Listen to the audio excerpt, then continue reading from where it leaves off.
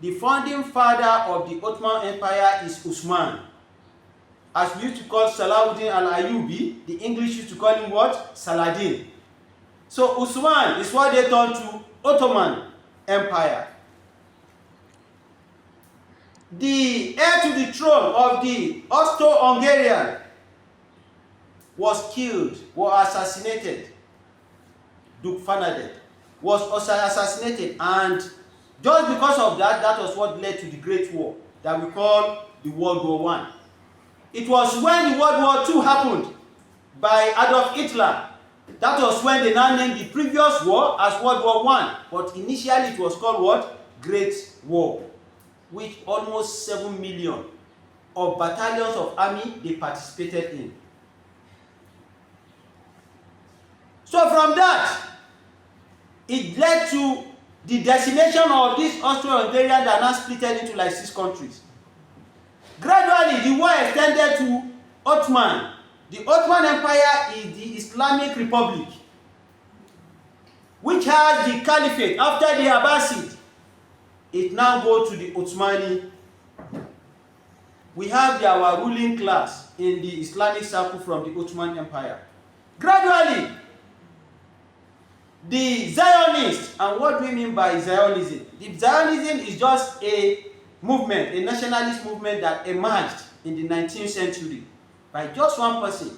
That the homeland, they want to establish a homeland for the Jews in Palestine. And the person that brought that fikri, that brought that discretion was called Theodor Herzl in 1897. So they now say, what can they do? That the Arab Empire, which is the Ottoman Empire, they need to break it so that all the Arabs, they won't have a united force against the mission of what? Of the Zionists. They now say, what we are going to do? Let's go to the Arab lands. The person that is leading them there, let's talk to him that we are going to ensure that you as the Khalifa, then we are going to give you the supremacy, we are going to give you the authority of what? Of all the Arab land. That we want to break you from the yoke of the Turkish. Because the seat of Caliphate was where? Was in Turkey then. In Istanbul. Now, they now said, what we are going to do? We want you to fight your Arab brothers. They now went to Sharif of Mecca. And Sharif of Mecca is just like the Amirul Mu'minin. Then, this Sharif of Mecca, the Khalifa then was Hussein ibn Ali. He was the 40th descendant of Nabi Muhammad sallallahu alaihi wasallam. The 40th descendant of Nabi Muhammad sallallahu alaihi wasallam. And they have ruled the Islamic Caliphate for like 700 to 800 years. So, they now went to meet him. And all this is the brainwork of the what? Of the United Kingdom, of England, of the Britain, or the British. Is their brainwork. So they now introduced to him. They asked Henry McMahon to go and meet the Sharif of Mecca. Now go and meet him. Tell him that if they support us in the World War I, we are going to do what? We are going to give him all the countries in the Arab land. They promised him that.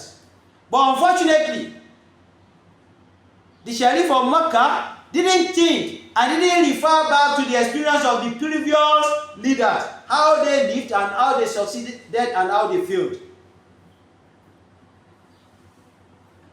The Sharif of Mecca accepted their offer, and on November 2nd, 1917, he now went to attack one of the sacred lands, not Bahrain, not Iraq, not Egypt. He started the attack from Medina to Munawwara, the Amir of Mecca, because he wants to what? He wants to take the supremacy of all the Arab lands. But unfortunately to him, as they were doing that, they had that agreement with him. The Britons, the United Kingdom, they have had another agreement secretly without his knowledge. And he has confronted his Muslim brother. He has been fighting them because of power. And the second agreement that they were reaching within the circle of the Britain was reached between Britain and France. And that was what we call the Sykes-Picot Agreement, which is the second secret agreement.